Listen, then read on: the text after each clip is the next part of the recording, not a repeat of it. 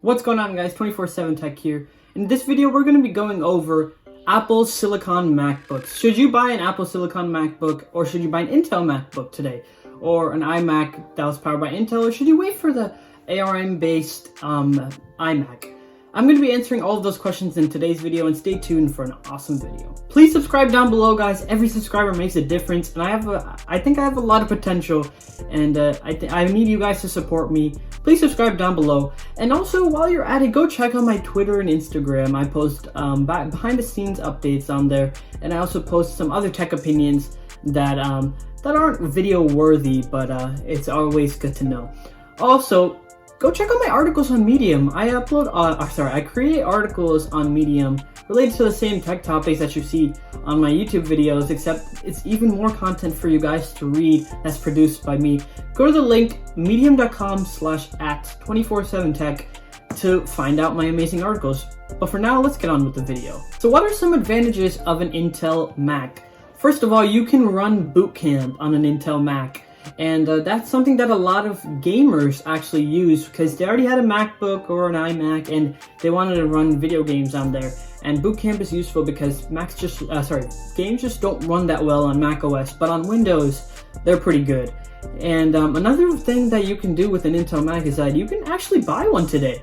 Apple Silicon, we don't have a real product with Apple Silicon except for the developer Mac Mini, but you can't buy that. You have to be a developer for that. And unless you are a developer, but we don't have any products with Apple Silicon right now. So if you want to buy a MacBook today, you have to stick with Intel. You can't have, a choice of something. And we also don't know when Apple Silicon Macs are coming. Apple has set a time frame of 2 years, so expect a MacBook or an iMac or Mac Pro in those 2 years. But the maximum you have to wait at 2 years. So what are some advantages of an Apple Silicon a MacBook or iMac? So first of all, the power is going to be much bigger. Mostly at MacBooks, you're going to see the big difference. On the 13-inch MacBook Pro or the 13-inch MacBook Air or the 12-inch MacBook, if that does get a revival, I'm thinking, and other people are also speculating, that it's going to be double the performance. However, on the 16-inch MacBook Pro, it's probably going to be closer to 50 to 75% of an increase because they're already super powerful. And also the battery life is probably going to be improved because these take less power. Apple's chips take less power, and some people are even speculating up to 20 hours of battery life on something like a MacBook Air or a MacBook Pro, which is insane. That's so long for a laptop battery, and yeah, it's honestly amazing. And the 16-inch MacBook Pro already has an amazing battery life, and if that extends even more, portability, taking on an airplane and then editing your video will probably be much better, and you don't have to plug in your device. We could also see a fanless design in some MacBooks like the MacBook Air or the revival of the 12-inch MacBook. The 12-inch MacBook actually didn't have a fan when it came out too, but it came out with the Intel M series processors, which were really underpowered, but Apple could really put some good chipsets in here that don't need fans on the MacBook Air. However, on the Pro lineup, I think they will put fans in there because to cool the machine down if it does theoretically get hot. Another advantage that we could be getting are cheaper MacBooks and iMacs themselves. The i5, the quad-core i5 that we see on the MacBook Pro, the 2021, cost $320. On the other hand, the A13 Bionic chip costs only $30 for the iPhone 11. I'm not saying these chips are going to cost $30 for Apple to make, but they're definitely going to be like a lot cheaper than Intel processors. I would hope that they would, carry forward these discounts to the users, but knowing Apple, they're probably just going to extend margins for themselves. But that's just Apple. So what are going to happen to the current Intel Macs? I'd say that another 5 years, you'd probably get software updates, and you can take that. You probably will get software updates for the next 5 years, and that's because when you're paying $2,000, $3,000 for like a 16-inch MacBook Pro or a MacBook Pro in general, Apple has to give you software updates because you paid that much money, and I think they will. However, we used to get, 8 to 9 years of software updates, and Apple just called off the 2012 Retina MacBook Pro for macOS Big Sur, and that thing is 8 years old. So it's been getting software updates since then, but I don't think we're going to get software updates that long because knowing Apple, they want you to upgrade to the newest MacBook for Apple Silicon.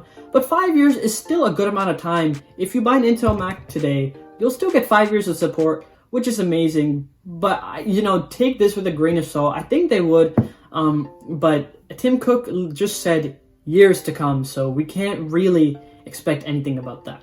Also, if you just bought a MacBook, not the iMac or the iMac Pro, but if you bought a MacBook, those machines are at their, you know, end of the redesign or end of the product cycle that we saw in 2016. So they're really good machines now. They've got quad-core processors, the Magic Keyboard, and the 16-inch MacBook Pro has a redesigned display with, you know, bigger display, thinner bezels. So they are really good MacBooks. It's just that the processors aren't Apple Silicon. So how is the transition process going to work from Intel to Apple Silicon?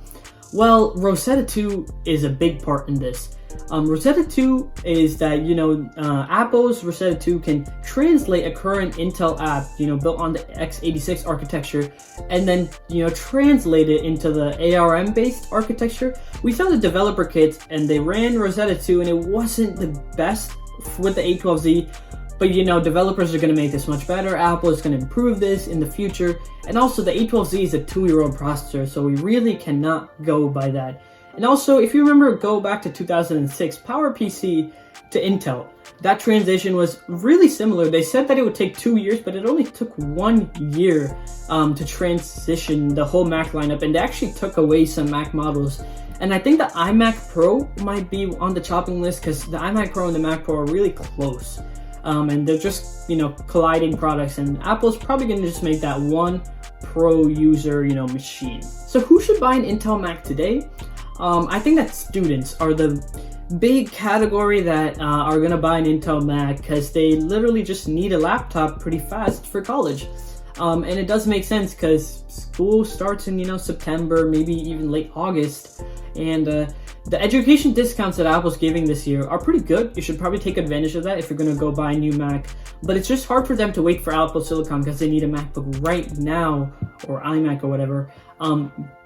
Also, if your laptop is literally dead and you can't run it, if it's like from 2010 or something and a unibody MacBook Pro, yeah, I'd understand you'd upgrade to the Intel Mac. And it's also like, we don't know when the Apple Silicon MacBooks are coming out, so instead of waiting, just get your hands on something you can today, because the MacBooks out today are really good. Like, they're not bad.